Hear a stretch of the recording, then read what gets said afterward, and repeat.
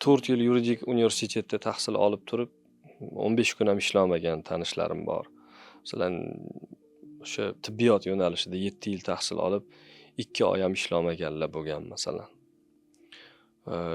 Bobong bu narsani orzu qilgan, bobong bo'lishni orzu qilgan, lekin ular bo'la olmadilar. Endi bobongning orzusini amalga oshirishimiz kerak bolam deb turib, "Ay, qarang yondashuvni, o'zi buving xohlaganlar bu narsani." Bola qiziqadimi o'zi u narsaga yoki yo'qmi?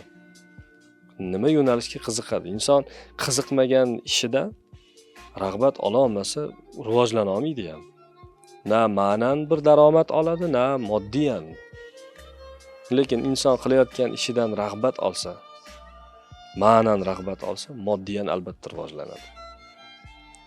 Qarang, qilayotgan ishingizni maza qilib qilsangiz. Masalan, men o'zim qilayotgan ishimni hobbilarim deb bilaman. Dars berishni yaxshi ko'raman. Bu meni hobbim. Bu narsa menga daromad keltiradi.